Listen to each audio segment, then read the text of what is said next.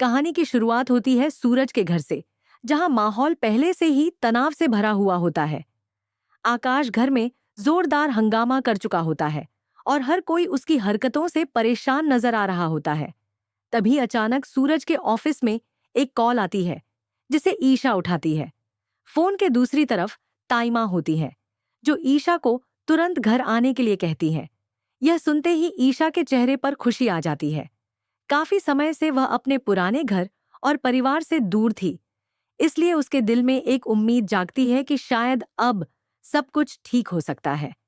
लेकिन उसे जरा भी अंदाजा नहीं होता कि यह खुशी जल्द ही एक बड़े तूफान में बदलने वाली है। उधर आकाश का जासूस हवलदार, जो हर समय सूरज और ईशा की गतिविधियों पर नजर रखता है, यह बातचीत सुन लेता है। वह तुरंत आकाश को खबर देता है कि ईशा सूरज के घर जाने वाली है। यह सुनते ही आकाश का गुस्सा 7वें आसमान पर पहुंच जाता है और वह तुरंत वहां पहुंचने का फैसला करता है। जैसे ही ईशा सूरज के घर पहुंचती है, उसके दिल में कई तरह की भावनाएं एक साथ उमड़ने लगती हैं। वह घर के हर कोने को देखती है, जहां कभी उसकी खुशियों की यादें बसी हुई थीं। लेकिन उसका यह भावुक पल ज्यादा देर तक नहीं टिकता, क्योंकि तभी आकाश वहां आ धमकता है। ईशा को वहां देखकर आकाश अपना आपा खो बैठता है। वह सबके सामने ईशा पर चिल्लाने लगता है और उसे अपमानित करता है।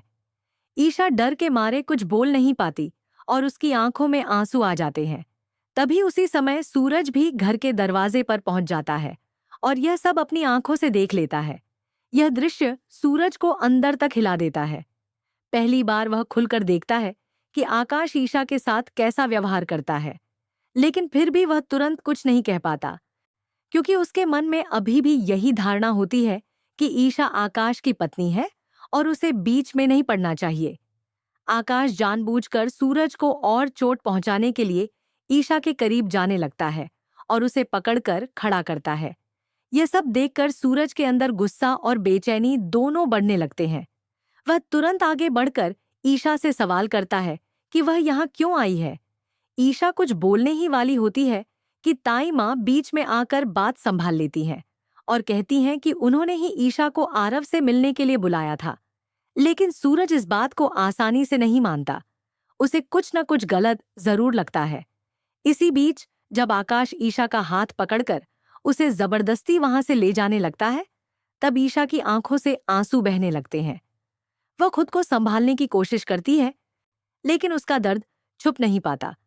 सूरज यह सब देखता है और उसके दिल में पहली बार शक पैदा होता है कि शायद ईशा के साथ कुछ गलत हो रहा है। उधर कहानी में एक बड़ा मोड़ आने वाला होता है, जो सब कुछ बदल सकता है। ईशा और सूरज की शादी की रात से जुड़ा एक राज सामने आने के करीब होता है। यह राज मोनिका और खुशबू के बच्चों के बदलने से जुड़ा हुआ है। ये एक ऐसा सच है जो अब तक सबकी नजरों से छुपा हुआ था। मोनिका इस सच्चाई को जानती है और सबसे बड़ी बात यह है कि उसे यह भी पता है कि ईशा असल में आकाश की नहीं, बल्कि सूरज की पत्नी है। यही वजह होती है कि जब मोनिका ईशा को देखती है तो वह उसे गले लगा लेती है। उसके इस व्यवहार से साफ झलकता है कि वह कुछ बड़ा सच छुपाए बैठी है। अब सवाल यह उठता है कि क्या मोनिका इस राज से पर्दा उठाएगी? क्या वह सबके सामने सच्चाई बताएगी और सूरज को उसकी असली जिंदगी से रूबरू कराएगी? या फिर यह सच अभी और समय तक छुपा रहेगा? कहानी अब एक ऐसे मोड़ पर खड़ी है जहां हर सच सामने आने को तैयार है और हर रिश्ता एक नई दिशा लेने वाला है। आने वाले पलों में सब कुछ बदल सकता है। कहानी अब उस मोड़ पर पहुंच चुकी है जहां हर किरदार की असली परीक्षा शुरू होने वाली है। सूरज के मन में उठ रहे सवाल अब उसे चैन से बैठने नहीं दे रहे। उसने अपनी आंखों से जो देखा, उसने उसके दिल और दिमाग दोनों को हिलाकर रख दिया है। ईशा की आंखों में दर्द और आंसू देखकर पहली बार उसे महसूस होता है कि शायद अब तक वह बहुत बड़ी गलतफहमी में जी रहा था। उधर ईशा अपने आप को संभालने की कोशिश कर रही होती है। वह जानती है कि अगर उसने सच बोल दिया तो बहुत कुछ बदल जाएगा, लेकिन उसके सामने मजबूरियां भी कम नहीं हैं। आकाश का डर, उसकी धमकियां और उसका नियंत्रण उसे चुप रहने पर मजबूर कर देता है। वह चाहकर भी अपनी सच्चाई किसी के सामने नहीं रख पा रही होती। इसी बीच मोनिका का किरदार, कहानी में सबसे अहम बन जाता है। वह सारी सच्चाई जानती है और अब उसके सामने सबसे बड़ा सवाल यह है कि वह सच को छुपाए रखे या फिर सबके सामने ला दे। जब वह ईशा को उस हालत में देखती है तो उसका दिल पसीज जाता है। उसे एहसास होता है कि अगर उसने अब भी चुप्पी साधी रखी तो एक निर्दोष इंसान की जिंदगी पूरी तरह बर्बाद हो जाएगी। मोनिका धीरे धीरे हिम्मत जुटाती है और फैसला करती है कि अब सच छुपाने का कोई फायदा नहीं है। वह ताई माँ और घर के बाकी लोगों को इकट्ठा करती है। सभी को यह समझ नहीं आता कि वह क्या करने वाली है, लेकिन उसके चेहरे की गंभीरता देखकर हर कोई चुप हो जाता है। सूरज भी वहां मौजूद होता है और उसकी नजरें बार बार ईशा पर जाती हैं। उसके मन में चल रहा द्वंद्व साफ दिखाई देता है। वह जानना चाहता है कि आखिर सच्चाई क्या है, लेकिन उसे डर भी लगता है कि कहीं वह सच उसकी पूरी दुनिया ही न बदल दे। मोनिका आखिरकार बोलना शुरू करती है। उसकी आवाज कांप रही होती है, लेकिन उसके शब्दों में सच्चाई साफ झलकती है। वह बताती है कि जिस रात सूरज नशे में था, उसी रात एक ऐसी घटना हुई थी जिसने सब कुछ बदल दिया। उस रात जो शादी हुई थी वह आकाश और ईशा की नहीं, यानी बल्कि सूरज और ईशा की थी। यह सुनते ही पूरे घर में सन्नाटा छा जाता है। किसी को अपने कानों पर यकीन नहीं होता। सूरज के लिए यह सच किसी झटके से कम नहीं होता। उसकी आंखें फैल जाती हैं और वह कुछ पल के लिए बिल्कुल चुप हो जाता है। उसे समझ ही नहीं आता कि वह इस सच्चाई को कैसे स्वीकार करे।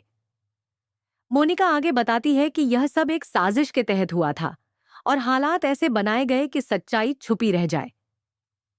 ईशा इस सच्चाई को जानती थी, लेकिन अपनी मजबूरी के कारण वह कभी इसे सामने नहीं ला सकी। उसने चुप रहकर सब कुछ सहा, सिर्फ इसलिए ताकि सूरज की जिंदगी पर कोई आंच ना आए। अब सूरज के सामने सारी तस्वीर साफ हो जाती है। उसे एहसास होता है कि जिस लड़की को वह गलत समझता रहा, उसी ने उसके लिए सबसे बड़ा बलिदान दिया है।